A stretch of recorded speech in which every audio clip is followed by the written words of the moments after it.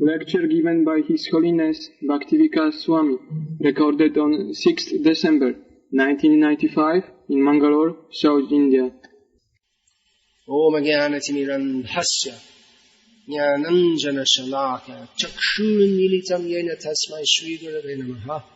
Verse is presenting that Srimad Bhagavatam is the topmost knowledge. Knowledge is of unlimited varieties. There is no end. Even if you see in science, there are so many divisions. Even one person, he may spend his whole life just studying the mating habits of catfish or some ridiculous thing. You can study. Anything you study, you can take it very, very deeply. But what is the topmost knowledge? The topmost knowledge, that is that which teaches us to distinguish between matter and spirit for the sake of becoming released from this material life. Because material life means punarapi jananam, punarapi gavanam, punarapi janani jathare shayanam. You know what this means? What does it mean? Again and again being born, again and again dying, again and again lying in the womb of one's mother. So this is not a very good situation. Modern education means to teach us to be foolish.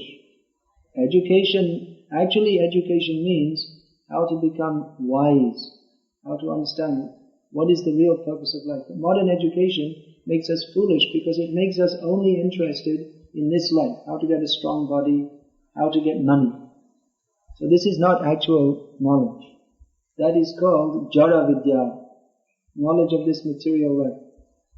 That is not actually helpful to us. Jara Vidya is Bhakti Thakur, Acharya, has sung one nice song. Jara Vidya Jato Mayar Bhaibav Tomar Bhajane Badha Mohajanamiya Anitya Samsare Jeevke Kare Gadha. This means Jara Vidya, this is an exhibition of Maya or illusion. Because it teaches us to be very interested in this body. But the body is temporary. The body will not last. Jara Vidya Ajato Maya Badha. It is Tomar Bhajane Badha. It is an obstacle in our actual progressive life of understanding God and worshipping Him. Because we think, oh, now I have science, I don't need to understand God. Which is nonsense, because science, however much science you have, at the time of death it won't help us. Please, the flowers, this is prasad also. And many things to learn. This is knowledge. Flowers we offer to Krishna's feet, then we put on our head, not at our feet. These things you have to learn. So Jara Vidya Jato Maya Bhaiva. This is simply an exhibition of illusion. That we are thinking, oh, I don't need. Science will save me. Science will not save you. At the time of death, you may be in a big expensive hospital with tubes coming out of your body and something connected to your heart. And have you seen in the hospital they have, it's electrically connected and the heartbeat is going boom. You can see on the screen. And then sometime it stops. And then they disconnect. And so very scientifically he died. So, by science I am done. Very nice. But science can't protect you from death. They have analyzed that my blood pressure is increasing, temperature is going up, and so many water level, pH level of the water. And now we come to the conclusion, my dear sir, you have spent 50,000 rupees for 2 weeks in hospital, and now you are dead. Relatives can get the bill. They can pay the bill. So, this is simply an illusion. Science will help us. It doesn't help. In a limited extent it may help. Even that is questionable. Just like we say, now we've made so much progress in science, but there's so much pollution. There's so many new problems. Just like they solved, now no more tuberculosis or smallpox. Now we have AIDS, cancer, so many different diseases. So everyone is acting under the laws of nature. Jara Prakriti, Maya. Everyone is under the control of Maya. You cannot escape by making experiments. So this Jara Vidya, it is simply an exhibition of the illusory potency of Lord Krishna called Maya. Jara Vidya Jata Maya Bhaiva Tomar Bhajane Bhanta. We become illusioned by this. We think, oh, so many wonderful things. You see, the scientists are making a Marutika, then we don't need God. What nonsense. You have a Marutika, and will that save you from death? Or they have so many new theories, now they're importing into India, that, free sex, you should just enjoy. Then you get AIDS, you can benefit. Then you'll be miserable because you'll have no family life. You get, anyway, girl gets married, she's already been used by so many men. This is all coming in India. College girls. They're reading Shobha Dev, how you should have sex as much as possible. So, no one will marry them. If anyone marries them, they have the habit already, they'll be running to so many different men. Then they'll be divorced 2 times, 3 times. Then when they're 50 years old, then they can't have sex anymore. They're finished. They may try, no one will be interested in them. And they're simply miserable. I know, because my sister is a good example. She was in the hippie age, 1960s. She never got married. She had more boyfriends than meals. But now she's miserable. She's 45 years old, no husband, no children, no one looks at her anymore because she's 45 and so wrinkles on her face, and even though she's educated, but she has to clean the floor of someone to get some money to eat.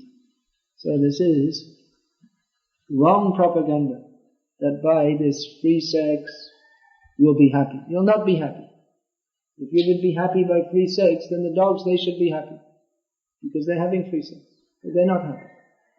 So this is simply a display, increasing the illusion. Mahajanamya anitya samsare jivke kare gardha.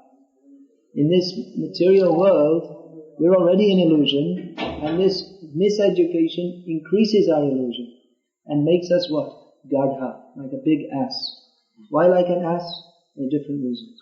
One reason is that an ass carries big heavy weights which are of no value to him whatsoever. The ass, he's carrying big stones. Is it any benefit to the ass? No.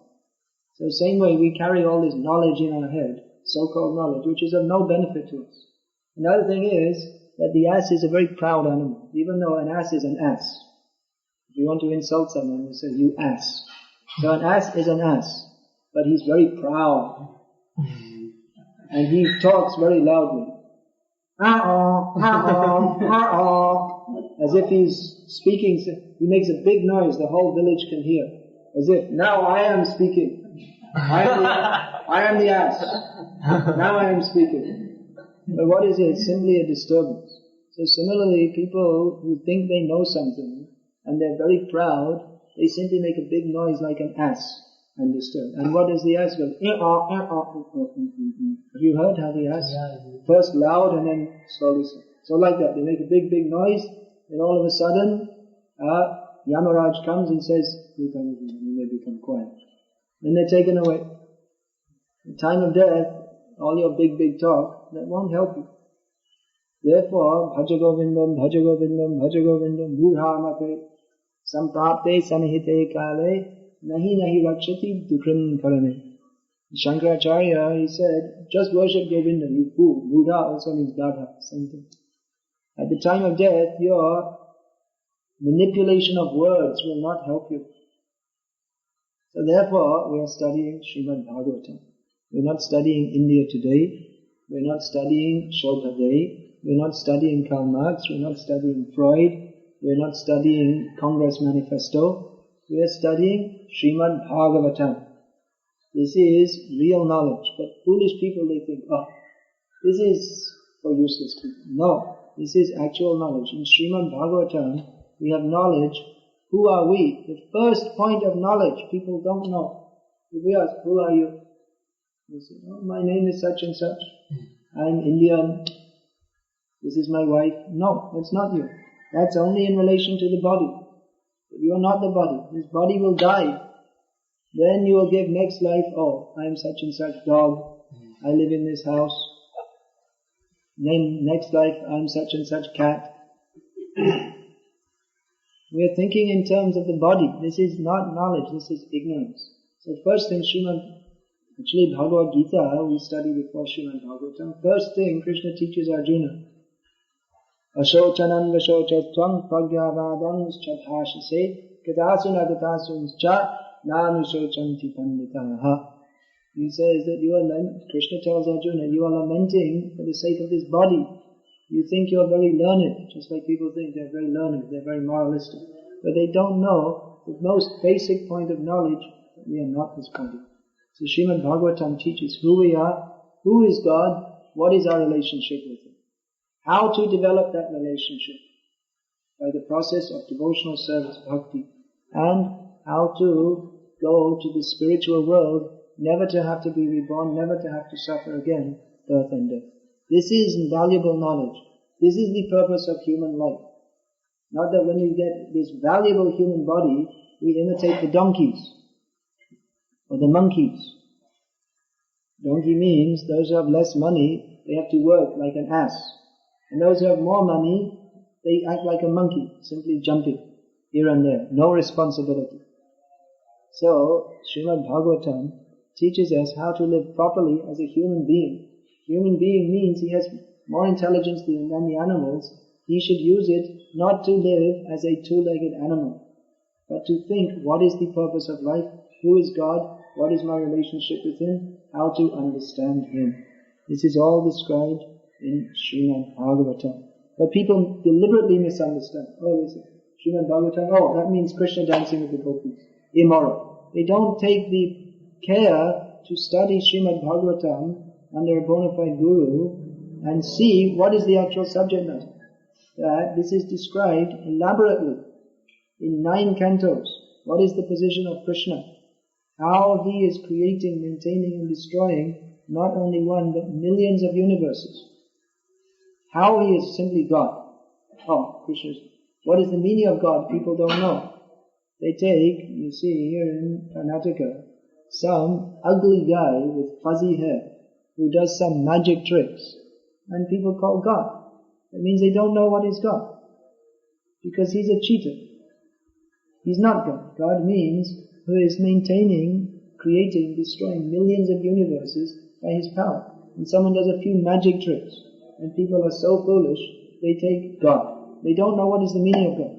They shouldn't talk about God unless they know what is the meaning. Just like someone shouldn't speak about nuclear physics unless he knows what is the subject. Why should he speak? He doesn't know. It's a very deep subject. One should not speak unless he knows. So the subject of God, that is the deepest subject. People in the modern age, they're very proud if they have science, a degree in science, because science is a very complex subject. But God means who has made the laws of science. Science means simply to study nature. Simply to study nature and the laws by which nature works.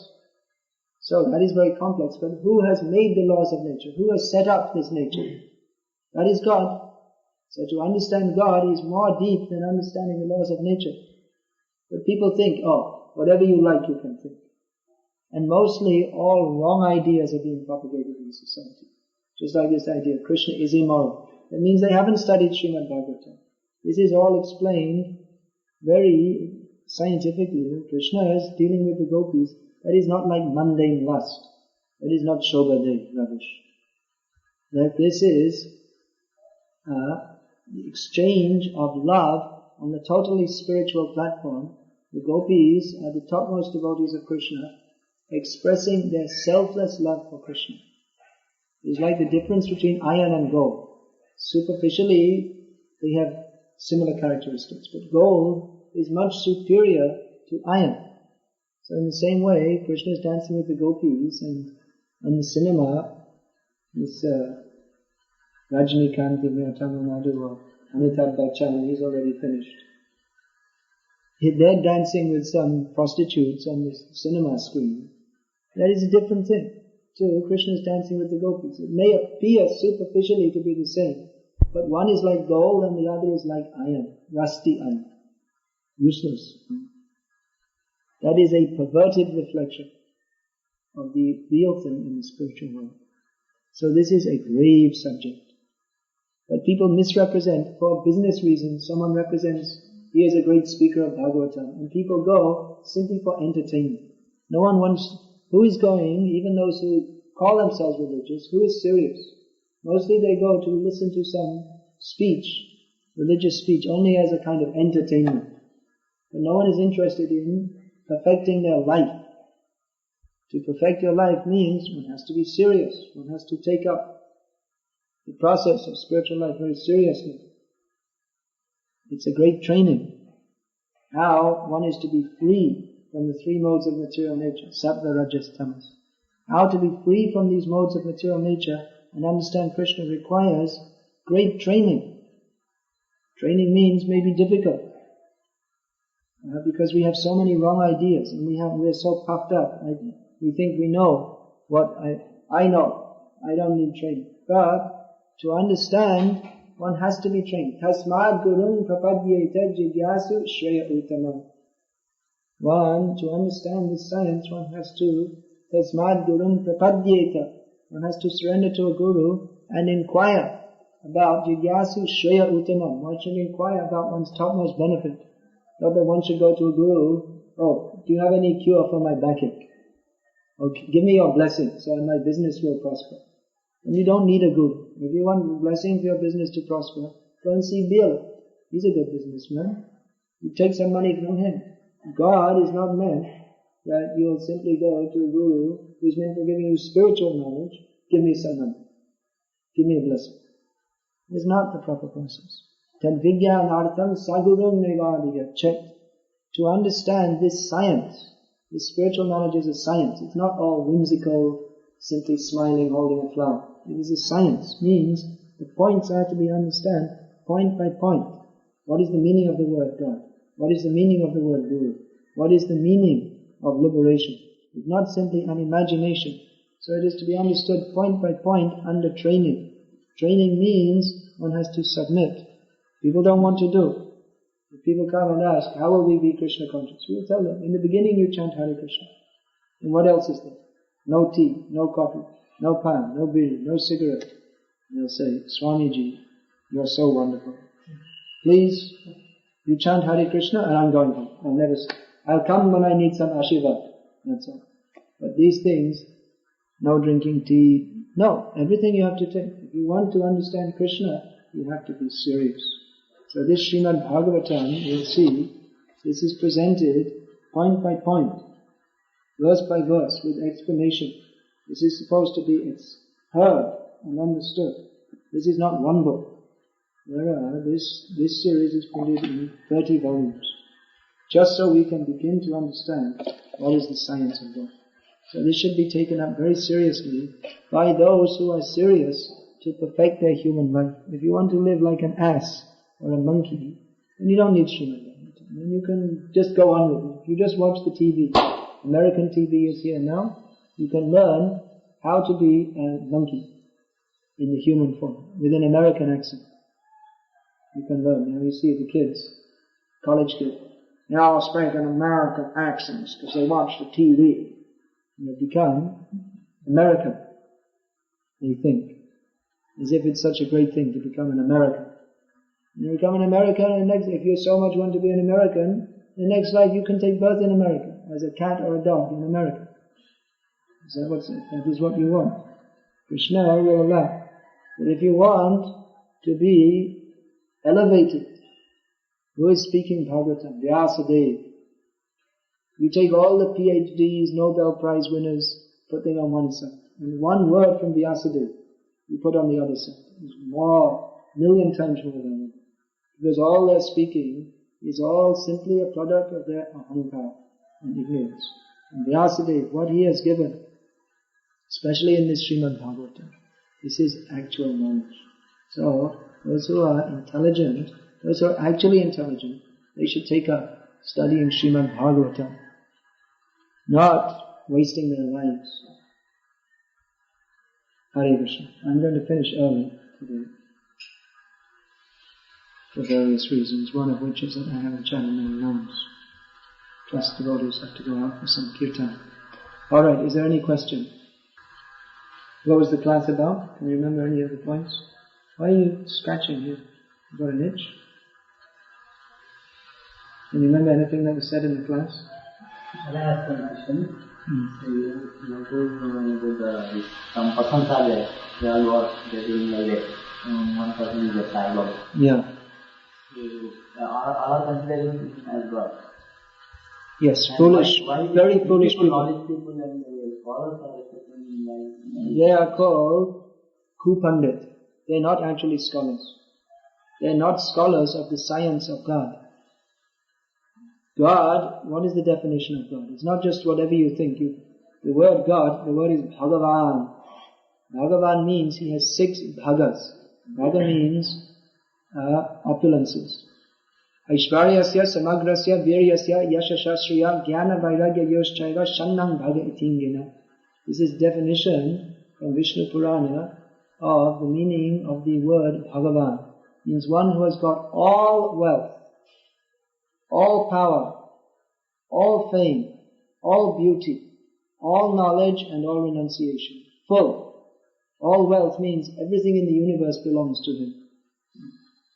All beauty. Then immediately Sai Baba is disqualified. If you see Krishna, so beautiful. And Sai Baba is actually one of the most ugly people. And why is he ugly? Because he is sinful. When one becomes sinful, then his bodily features become extremely ugly. So he's not all wealthy. He's not all knowledgeable. He can't even speak any language except Kannada, isn't it? He speaks a little English, is it? No, I heard he couldn't speak. Anyway, he speaks English. and he speaks very well. Is it? I heard he couldn't speak. Very Nice lecture? English. He does speak, and I heard he didn't speak. But anyway, he doesn't know all the languages. Does he know every language in the world? Krishna? He doesn't know all the languages. Does he know everything about what's going on in the heart of every living being? Is he present everywhere? Is he in everyone's heart? No, it's a big bluff. It's just a big bluff. So-called, that's described in Bhagavad-gita. There are 4 kinds, Krishna says, there are 4 kinds of sinful people who never surrender to Krishna. One of them is called Maya Aparita Jnana. It means someone who has got worldly knowledge, but whose spiritual knowledge is covered by illusion. He is superficially intelligent, but spiritually foolish. There are many such people. It's the most obvious thing that this person is not the controller of all the universes. Why someone came to kill him, he ran away, locked the door and rang the alarm bell. What kind of God is that? People are so foolish, they accept him as God. People who are foolish, they accept him as God. Just like you say, the Prime Minister is going to see him to inaugurate his water. God doesn't open water drinking projects. God sends rain from the sky. In the presence of God, there's no shortage of water. When Krishna personally comes, automatically all auspiciousness comes and rain comes from the sky sufficient. Not that he has to inaugurate some water project. This is nonsense. Another thing, Krishna comes, Paritranaya sadhunam vinashayata dushkritam. He destroys all these sinful people. But India is full of all cheats and liars and rogues. What is he doing to destroy? Who? He'll come, he comes from time to time. Next time he's coming is Kalki Avatar. After 427,000 years. After? Yes. By the influence of Kali Yuga, so many people are allowed to call himself God. This Prime Minister, if he was a real Prime Minister, he would have this Sai Baba arrested for fraud. Because he's calling himself God. He's most sinful. People are eating cows, they're not as sinful as he, because he's calling himself God. It's the most sinful thing. What is that? After 4,000, how many? 427,000. Now is the time, the Yuga Dharma, which has been inaugurated by Chaitanya Mahaprabhu 500 years ago. That is going on. The chanting of Hare Krishna, Krishna Krishna, Hare Hare, Hare Ram, Ram Ram, Hare Hare. Yagyai Sankirtana Praya Yajanti Hi Suvedasa. Those who are actually intelligent in this Kali Yuga, they will join the Sankirtan movement. Those who are actually intelligent, they join this Sankirtan movement. Chant Hare Krishna. And why Sai Baba? There are more than 300 people calling themselves God in India at the present time. Only he's the most prominent. You'll find there's 300. There's a rash of bogus Bhagavans, plastic Bhagavans. Plastic means they're only imitation. Not real. Very sinful people. Very sinful. But they're not misguiding the people. They certainly are misguiding people. Definitely. If you call yourself God and you're not, that's called a con man. Confidence trickster. Someone. But some say, sir, Sai Baba directs the people to the right way. How is it the right way? At least he is doing that much, that's enough. How is it the right way? It means to worship and to... But they worship Him as God, so that's nonsense. Yeah, that's the wrong thing. That's completely wrong. That's the wrong thing. That's completely wrong. That's true. What you are doing now is not a God. Not God. Not Might God. be a form of God. No, He is not. They're all. In one sense, everyone is non-different from God, but we are not God. That is another gross misunderstanding. What means? The worshipable object of everybody is Krishna. He is God. Yeah, only one. We are part and parcel of God, but we are not worshipable as God is. We are meant to worship God. We are not meant to be worshipped. Now you may say people who follow Sai Baba, they become vegetarian, they may do things like this. They may do. Although in Bengal, his followers, they go on eating fish, because they're accustomed to that, mostly. So, but anyway, the goal of life is not to be a vegetarian. The monkeys are also vegetarian. That is not a high religious principle, that one is a vegetarian. If he's a vegetarian, but he's offensive to God, by ignoring the actual God and worshipping this Sai Baba instead, then he's more sinful than someone who eats meat, because he's so offensive. And that's what I've seen people, they come from traditional Sri Vaishnava families, very common.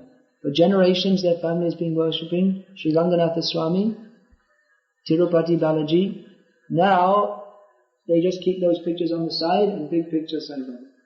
And instead of saying Venkatesh Subhadhatam, they've changed it to Sai Baba Subhadhatam. Is this not rascal then? That he's diverting people away from the proper worship which has been in their family for generations and saying, you worship me.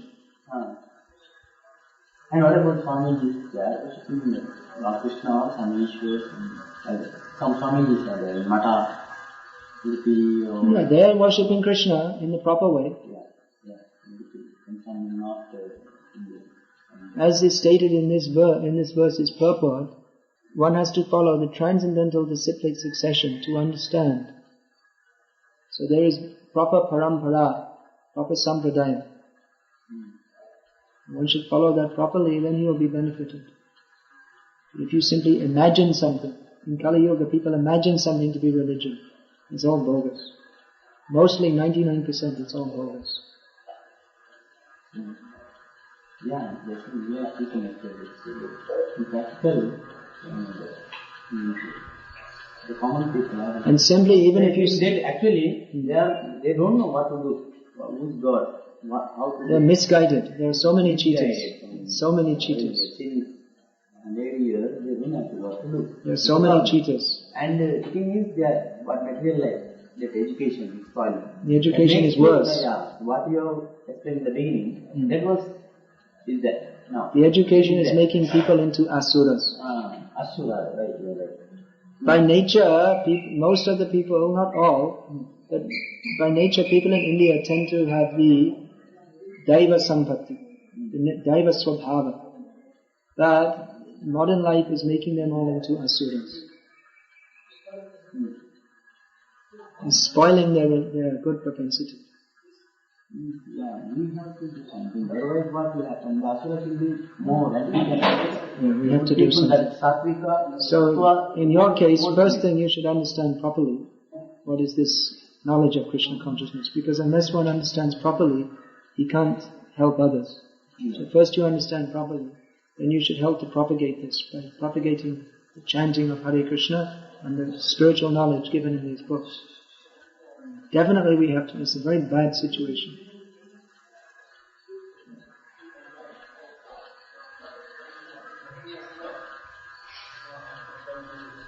So you please come here regularly and hear and learn. Study these things. Of course, many people, if we tell them you have to learn, then again they, why should I learn? I already know so many things. But actually you have to learn. If you're to understand, you have to learn. And one has to become humble enough to accept that I don't know, I have to learn. Then he can begin to learn. If one thinks, I already know so many things, I'm from a Hindu family, then you can't begin to learn. Even being in a Hindu family means you may have some piety. Although many Hindu families, there's nothing. If you go in Delhi, Bombay, you'll find Hindu means only their name is not a Muslim name. Otherwise they have no puja, no picture of God in the house, no book, nothing. The children grow up with absolutely no religious culture. If you go Delhi, Bombay, all these, you'll find many. There's not even one trace of anything religious in their home. Nothing. So being born in it was there. Actually, ancestors were that was there. That was there. Everything. Now if you say, simply to be born in a Hindu family, even if you know something, mostly you've heard it all wrong anyway. Mostly just like in the home, you'll hear so many wrong ideas. People are confused.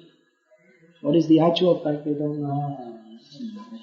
So, one has to be humble enough to learn. Then he can make progress. If you think I already know, then you can't make any progress. Just like I'll tell you one thing.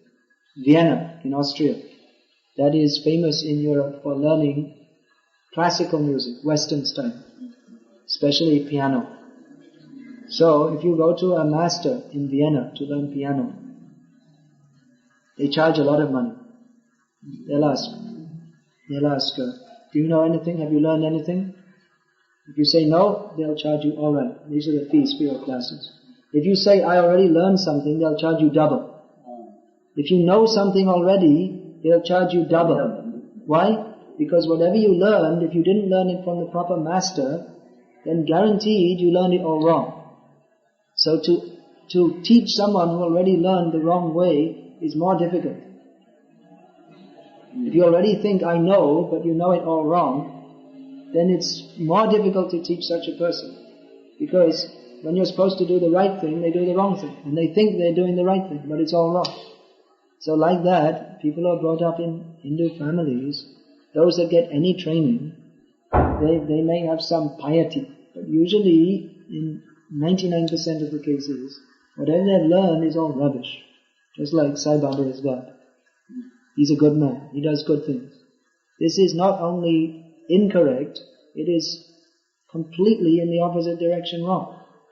Because he's not a pious man, and anyone who follows him, they become sinful as he is sinful by the offense of considering him to be God when he's not.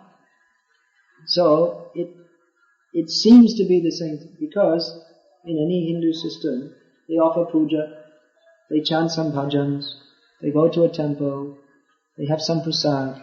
So if you say, well, for Sai Baba, or for Durga, or for Krishna, it's all more or less the same. It appears to be the same, but it's not. Because if it's directed towards Krishna, that is the proper direction. Everything should be offered to Krishna, understanding that he is the proper person to accept worship.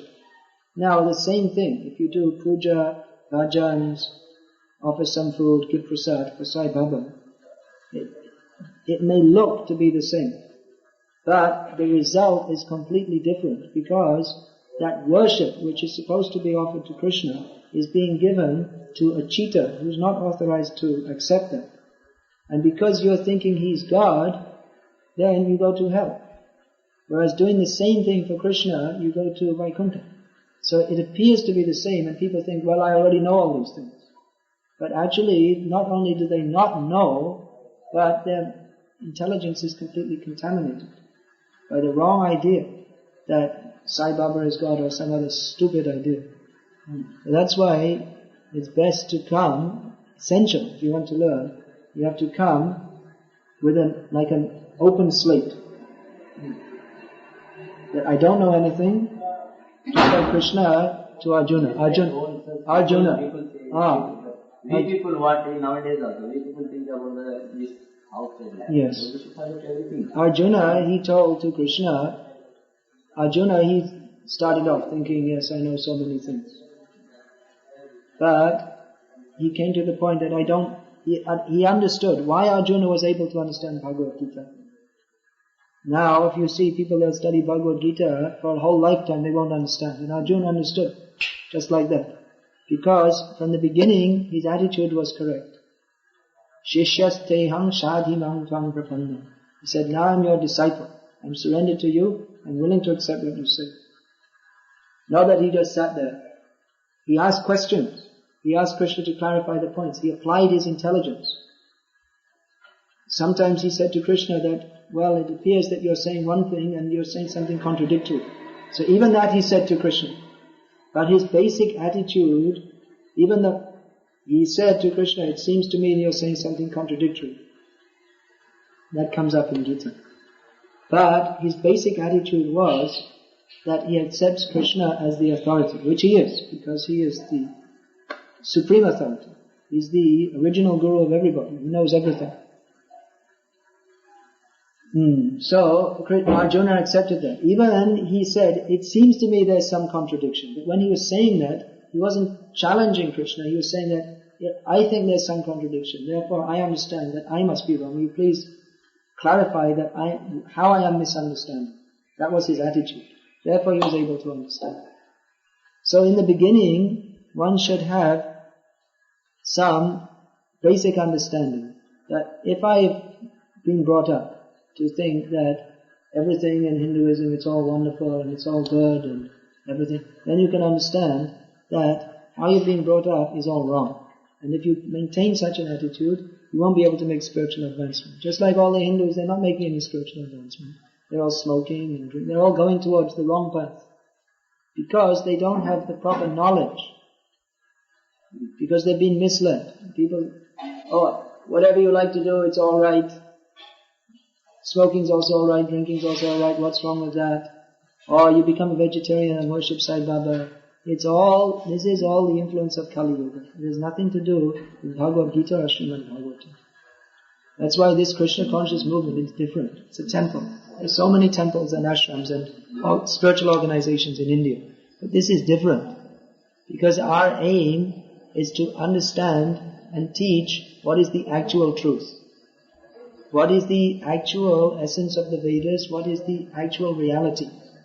Whereas all these they're also doing puja and bhajan, but they're still under the cloud of Maya.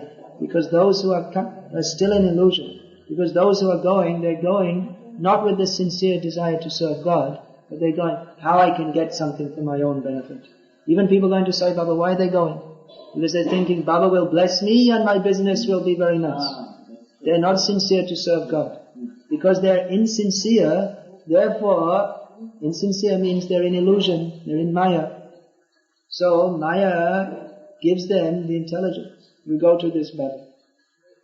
And it's a cheating business. They want to be cheated, and the Baba says, you just come to me and I'll look after you. So they have the idea that Baba is looking after me and therefore I will be happy with my family, my wife, my children, my business will be good, my health will be good. But a real spiritualist, he doesn't teach you these things. He teaches you that all these things are illusory and temporary. Just like you see so many people, they go to a guru, please bless me that my business will prosper. Please bless me, my health will be good. Who is a real guru should tell them, I will bless you that your business, all health, all these things, you should understand all these things are temporary and useless. You cannot get any benefit from these things. Who is a real guru must teach you these things. Not that I bless you, your business will prosper. But he should tell you that material life is useless. That is a real guru. Guru means one who takes you out of ignorance. So in the name of giving you some blessing, he says, yes, your health will be good. I saw once in Bangladesh, an old woman, maybe more than 90 years old. She came to some so-called guru. I was sitting next to him. And she said, please bless me. I can't see properly anymore. So he said, never mind. God will look after you. And she went away happy, and she still can't see anything. So what rascal? She's 90 years old, that's God's mercy, she can't see, that's God's warning, you're going to die soon, because all the bodily functions are deranged. So you should now engage yourself seriously in the service of God. But he's saying it will be alright. It will never be alright. She'll never see again, she'll die in a few days. But they're just keeping people comfortably in life, but they have to die. So real Guru should teach you that you have to die. Be serious. Don't try and enjoy this material world because it is not a place of enjoyment. But people don't want to hear that. They want to be cheated. So there are so many cheaters. Who is speaking the truth, people won't like it. That Tulsidas says, Sach bole tomare lata, jhoot jagate mahai. If you speak the truth, people will beat you with sticks. And lies, the whole world is going on like that. So if you want the real thing, then you have to be prepared to accept it without your own ideas. You have to be prepared to take the guidance to understand what is the actual fact without making any compromise. That I love God, I'll worship God, and God will protect all my business interests and help me to enjoy a happy life with good health. That means we want to use God as our servant. I put 1 rupee in the box and then God has to bless me and so on. The function of God, people think the function of religion is to make us feel comfortable in this material world. But the real function of a guru is to make the disciple feel uncomfortable. You should not be comfortable in this material world. If you feel comfortable in this material world, you're in a very dangerous position. Just like if you're going in a bus which is going towards the edge of a cliff, and if you think, I'll just adjust my seat, and I'll recline very nicely and comfortably. And someone, he gives you advice, how you can adjust your seat very comfortably. So, very nice. But in 2 minutes you're going to go off the edge of a cliff and die. And what is the use of adjusting your seat? Rather, one who is actually in knowledge will teach you that this bus is going off the cliff. What you should do, you should change the course. Wake up the driver or get off the bus. But people don't want. They want to be cheated. So if we're serious not to be cheated, if we're serious to understand the absolute truth, if we're serious to understand God as He is, if we're serious to do good to human society by giving them real spiritual guidance, we have to take to Shastra as it is and follow it according to the proper standard without any personal motive. Selflessness. Selflessness means sometimes people advertise some welfare worker, great welfare worker. Just like Mother Teresa is advertised as a great welfare worker. But actually she hasn't helped anybody in any way. Her so-called help is all useless. Why? What does she do? So many people are sleeping on the street in Calcutta. When they're about to die, she has her workers go around. She finds people who are very old and sick. She brings them into her home and they spend the last few days in her home and they die in her home. So instead of they lived all their life on the street, then they die in her home. And if they start to get a little healthy by being in her home and they're not going to die, then she throws them out on the street again. So what is the value? Even if you build big hospitals, and if they start to get a little healthy by being in her home and they're not going to die, then she throws them out on the street again. So what is the value? Even if you build big hospitals, what is the value? Still people have to die and become a cat or a dog according to their karma. So it's actually people, they have Sai Baba, great welfare worker, he's opening hospitals. It's not the business of God to open hospitals. Have you seen any incarnation? Ramchandra, Nrsimhadev, Vamandev, Varahadev, if you read, have you ever seen that the Lord, he's praying, the Lord who opens hospitals? Have you seen such a thing? The Leela, Krishna Leela. Krishna left Vrindavan, he went to Mathura, and he opened a hospital. He never did such. We never see such things. Why opening hospital? Why people are going to die? Even you open the hospital, simply more people think, oh, there's a big hospital. Oh, I feel a little pain, I should go to the hospital. Previously they'd just get some herbs, some grass and rub it, and they'd be alright. Now there's big Sai Baba hospital, let's go, and then they get big X-ray and scan and blood test and this and that and so many medicines, and we spend 500 rupees on medicine. Oh, wonderful. So much